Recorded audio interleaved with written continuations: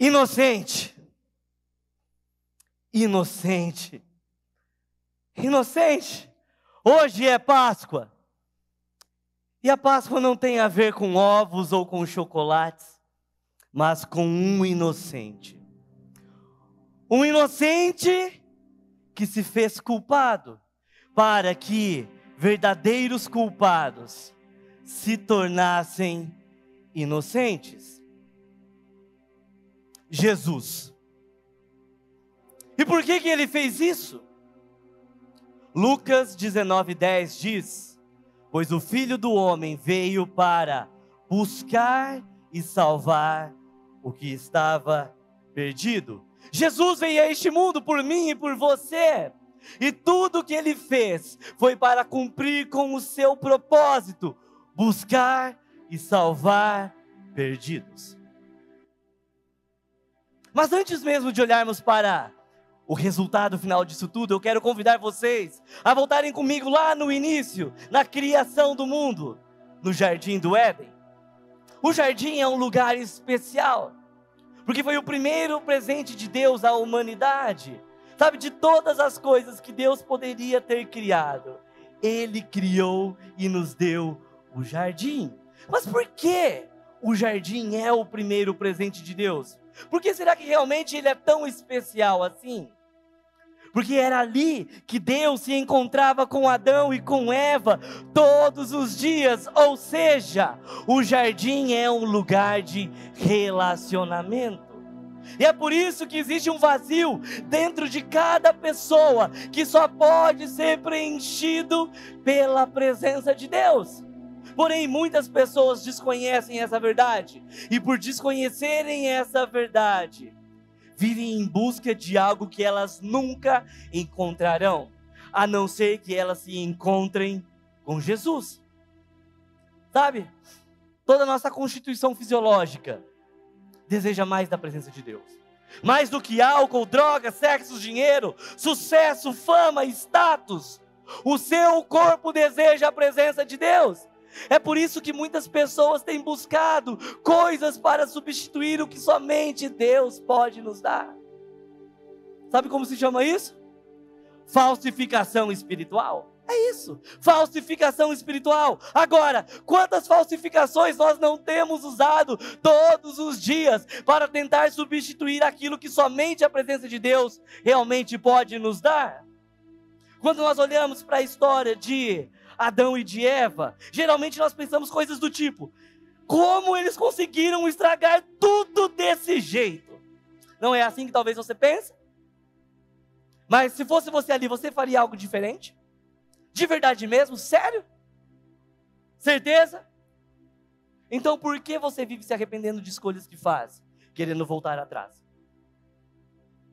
Nós julgamos Eva porque ela comeu o fruto proibido, mas Eva pegou o quê? Aquilo que representava algo que Deus disse que não era para pegar.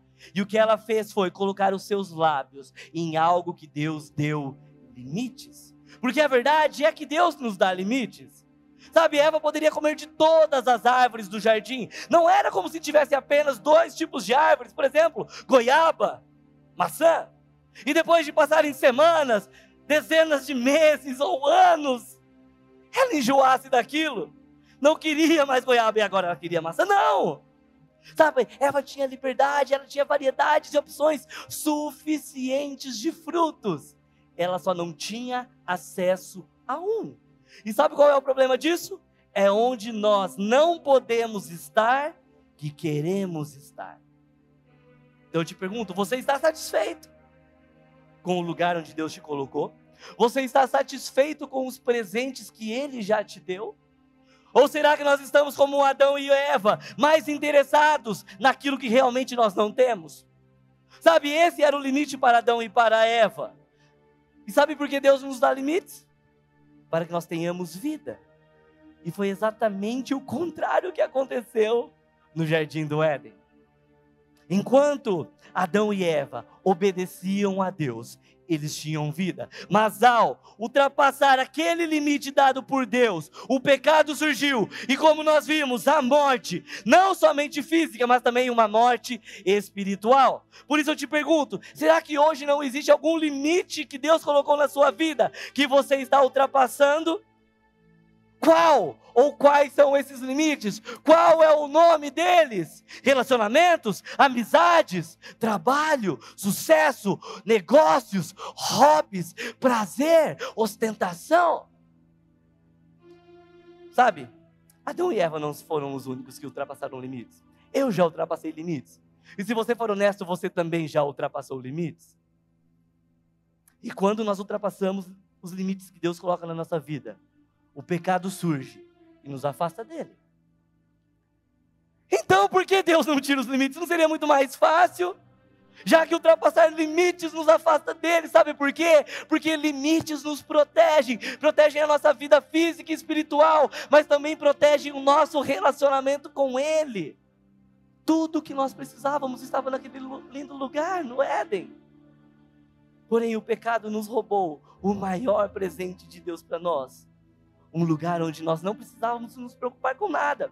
Onde palavras como ansiedade, preocupação, angústia, sofrimento, depressão, medo não existiam. Não existiam. E sabe, se essa história tivesse terminado desse jeito, teria sido terrível, porque em um momento tudo mudou. E não é isso que acontece nas nossas vidas muitas vezes? Uma decisão errada pode mudar tudo. Talvez seja o seu caso hoje. Estava tudo indo bem.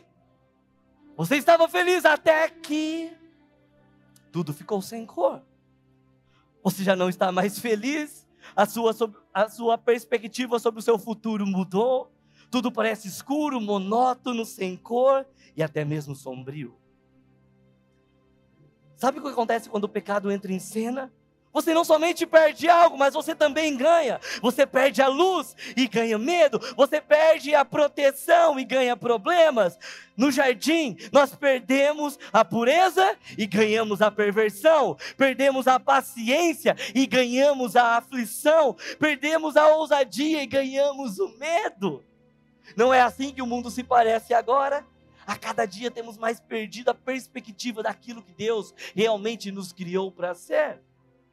Quando nós deixamos realmente o pecado entrar nas nossas vidas, nós perdemos a presença de Deus. E então, nós nos conformamos com o quê? Com as nossas preferências. E a pergunta que eu tenho para te fazer é: nós vamos continuar escolhendo as nossas preferências ou a presença de Deus? Do tipo, Deus, eu quero começar essa empresa, mas eu sei que o Senhor não está nesse negócio. Deus, eu quero começar esse relacionamento, eu quero esse trabalho, eu quero fazer isso, eu quero fazer aquilo, mesmo sabendo que o Senhor não está nisso. Então a pergunta de Deus para você é: o que vai ser? A minha presença ou a sua preferência? Sabe, Jesus morreu na cruz e levou sobre si todo o nosso pecado. E sim, essa é a verdade. É por isso que estamos aqui. Mas Ele não fez isso para que nós continuássemos vivendo as nossas vidas como a gente sempre viveu, não. Sabe, escolhendo nossas preferências ao invés da sua presença. Por isso nós temos que ser decididos, assim como Moisés foi, quando ele disse para Deus: se o Senhor não for conosco, não nos faça sair daqui, nós não iremos, nós ficaremos aqui. E essa deve ser a nossa atitude. Se o Senhor não estiver nesse relacionamento, eu permaneço onde eu estou. Se o Senhor não entrar nesse negócio, eu permaneço onde eu estou. Se o Senhor não estiver nessas amizades, eu permaneço onde estou. Sabe o que eu mais quero é a presença de Deus. E sabe o que é mais incrível sobre nós termos a presença de Deus? É que ela te acompanha onde você estiver. Na sua casa, na escola, no seu trabalho, na faculdade, na academia, durante uma reunião de negócios, durante uma conversa. Quando você realmente decide pela presença de Deus, você descobre que Ele tem um plano para você. E esse plano é muito maior do que qualquer outro desejo ou vontade que você tenha. Mas por que eu estou falando disso? O que isso tem a ver com a Páscoa? Tem tudo a ver com a Páscoa, porque no final das contas, o que aconteceu no Jardim do Éden quebrou o nosso relacionamento com Deus, mas isso não poderia acabar com o propósito dele para nós. Vem comigo. No momento mais sombrio da história, Jesus entra em ação. Nós sabemos que Deus é um Deus de amor e que ama os seus filhos, correto? Por isso, a maior demonstração desse amor é que após o pecado entrar no mundo, e isso nos separar dele, ele abre um caminho para mim e para você, para que nós pudéssemos experimentar novamente a bênção de um relacionamento com a sua presença. Então Deus Pai envia Jesus Cristo, seu Filho. 2 Coríntios 5,19 diz, ou seja, que Deus em Cristo estava reconciliando consigo o mundo, não lançando em conta os pecados dos homens, e nos confiou a mensagem da reconciliação. Quando o pecado entrou no mundo, Deus nos tirou do jardim. E como vocês estão vendo, tudo ficou sem cor. Mas foi num outro jardim que Ele nos redimiu e Ele realmente nos reconciliou. Alguém sabe que lugar é esse onde Deus mudou de uma vez por todas, toda a nossa eternidade? Vocês querem juntos descobrir? Então vamos mudar o cenário da nossa vida? Contem comigo então. 1, 2, 3. É isso que está prestes a acontecer na sua vida. Quando Jesus entra na sua vida, é isso que acontece. O que era sem cor, vazio, sem vida, se transforma em vida e alegria. E Jesus é o único que pode acessar a sua escuridão e trazer luz para os seus dias. Jesus fez isso por cada um de nós ali no Getsemane. Nós perdemos tudo no Éden, mas começamos a ganhar tudo novamente ali no Getsemane. Mateus 26, 36, a parte A, diz que então Jesus foi com seus discípulos para um lugar chamado Getsemane. Getsemane significa lagar de óleo ou lugar de pressão. Lagar é o lugar onde nós colocamos frutos como uvas ou azeitonas. Agora, por que Deus levaria o seu filho amado para um lugar de pressão? Porque realmente Deus permitiu que Jesus sofresse todo aquele sofrimento, passasse por tudo isso num lugar de pressão. Agora, quantas coisas não têm sido pressionadas na sua vida? Talvez você esteja enfrentando uma pressão financeira, profissional, emocional, relacional, a sua saúde. Quantos de vocês não estão nesse exato momento num lugar de pressão? Então eu comecei a pensar sobre a minha vida. Se Deus permitiu que Jesus fosse para um lugar de pressão, como eu poderia pensar que eu estaria isento do meu jardim do Getsemane? Sabe, hoje eu estou aqui para te trazer boas notícias, mas boas notícias geralmente começam num lugar difícil. O melhor lugar da sua vida geralmente não começa no melhor lugar da sua vida. O melhor da sua vida geralmente não começa cercado por coisas como dor, medo, ansiedade, traumas, inseguranças, crises, perseguição, lugar de pressão. Não é isso? Então Jesus, que não havia pecado, vai para esse lugar. Olhe para mim. Se você sente hoje que tudo está vindo contra você, que você está sendo pressionado por todos os lados, eu tenho uma ótima, uma excelente notícia. Esse processo está prestes a produzir algo em você para o cumprimento do seu propósito. Você crê nisso? Então diga amém. Então Jesus está aqui naquele lugar cercado por azeitonas. E eu trouxe algumas azeitonas aqui. Deus é intencional em tudo que faz, certo? Você acha que foi acidental Deus ter escolhido um lugar cheio de azeitonas para Jesus estar? A razão de ter azeitonas naquele lugar, e agora também aqui nas minhas mãos, é que ter azeitonas num lugar de pressão significa que elas não estão ali para permanecerem intactas, mas para acessar o que está dentro delas. Sabe, muitos de nós não gostam de estar em lugares assim. Mas se vocês permanecerem no mesmo lugar confortáveis que vocês estão, Deus nunca vai poder tirar o óleo dele que está dentro de você. Ele nunca vai poder extrair a unção que ele derramou sobre você. Sabe o que é mais valioso do que a própria azeitona? É o óleo que está dentro dela. Por isso não se trata apenas de quem você é, mas do óleo que existe dentro de você. Sabe por que muitos de vocês ainda não saíram do seu lugar de pressão? É porque a sua parte mais valiosa é a sua parte pressionada. Sabe, ninguém gostaria de ouvir o pastor Tiago pregando. Ninguém! Sabe, eu não estou aqui porque eu sou bom, mas porque Deus está extraindo o melhor dele em mim. Deus está me pressionando de todas as formas. E quanto mais Ele me pressiona, mais eu vivo o meu propósito. E se você não entender isso, sabe o que você começa a achar? Que Deus não te ama. Você começa a achar que Deus não te ouve, que Ele não está bravo com você, que você é insignificante, que Ele se esqueceu de você. Não é assim que você se sente diante das adversidades da vida?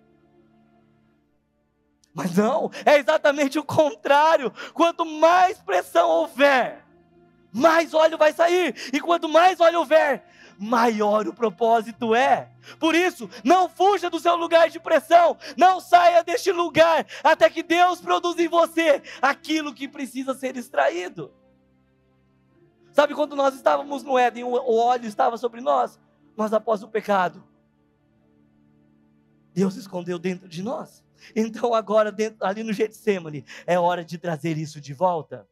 Mas isso só é possível se realmente você permitir isso. Por isso não interrompa os processos de Deus na sua vida. Não desista das dificuldades. Continue, lute, permaneça. O próprio Jesus teve que se decidir permanecer naquele lugar de pressão. E sabe por que ele decidiu permanecer ali? Porque Ele te viu e Ele te amou. E então Ele escolheu sofrer toda a pressão, porque o melhor dele estava sendo extraído, a salvação. A salvação que o tornou culpado. Este era o momento mais sombrio da vida de Jesus. O auge do propósito de Jesus ali no Getsemane não foi definido pela sua força, mas pela sua rendição. A coisa mais forte que Jesus fez no Getsemane foi se render. A demonstração mais poderosa do poder de Jesus não estava no que ele poderia fazer, mas naquilo que ele poderia abrir mão.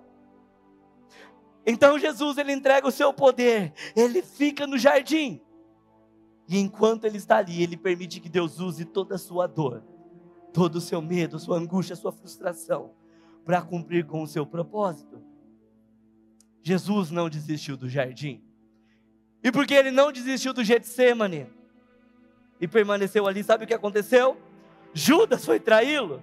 Os soldados vieram prendê-lo. Ele foi acusado e sentenciado de morte. Ele foi cuspido e chicoteado 39 vezes. Ele carregou a sua cruz com uma coroa de espinhos. Isaías 53:5 diz: mas ele foi traspassado por causa das nossas transgressões, foi esmagado por causa de nossas iniquidades. O castigo que nos trouxe paz estava sobre ele, e pelas suas feridas fomos curados. E sabe por que ele fez isso? Para que realmente nós, enfim, pudéssemos ser levados de novo ao jardim original, onde a presença de Deus está. Ele pagou o preço total, ele aguentou firme até o fim. Por isso, não desista do seu jardim, não desista porque está difícil, não desista porque dói e você não consegue enxergar uma saída. Não desista!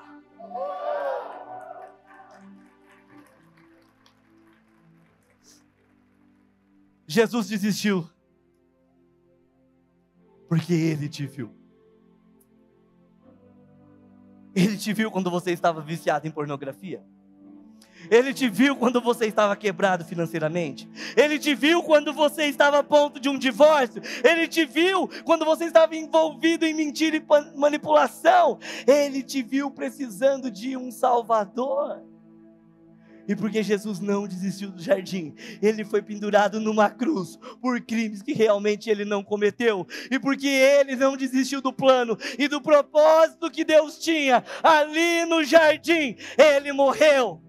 Ele morreu numa sexta-feira, mas ressuscitou num domingo. Jesus ressuscitou com todo o poder e vivo está. Jesus vivo está.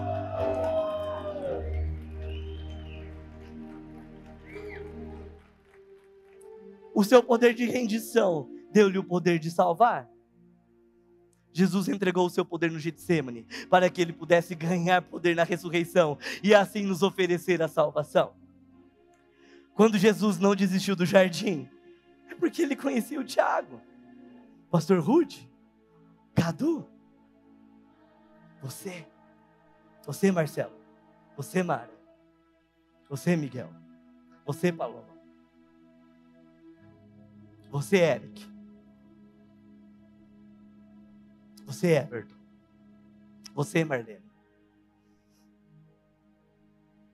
Ele suportou toda a dor e sofrimento sozinho, para que nós não precisássemos experimentar. Ele levou a culpa, para que nós pudéssemos ser considerados inocentes. Inocente, inocente, inocente, inocente, inocente.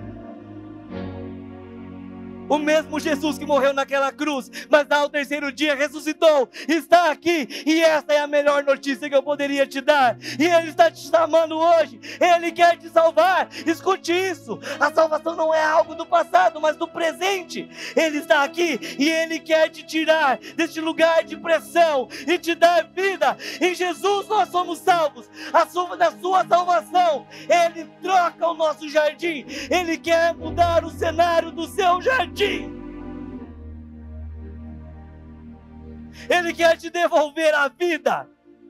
Ele quer te devolver o brilho. Ele quer te devolver a esperança. Ele quer transformar toda a dor em alegria. Em vida abundante que Ele nos prometeu. Jesus é o único que pode acessar a sua escuridão e trazer luz para os seus dias. No Éden nós fomos afastados da presença de Deus. Mas no Getsêmani nós fomos redimidos, perdoados e salvos. E agora Jesus abriu um caminho, onde livres nós temos novamente acesso a um relacionamento com a presença de Deus Pai. Por isso, pare de acreditar nas mentiras do diabo. A sua vida tem valor. Não tem, pastor? Tem sim, sabe como eu sei? Porque Jesus morreu na cruz por você. Ninguém morre por alguém sem valor. Você tem valor. Você foi perdoado, Jesus te perdoou no passado e continua te perdoando hoje. Ele te ama, Ele te salva, Ele te salva, Ele te salva, Ele te salva.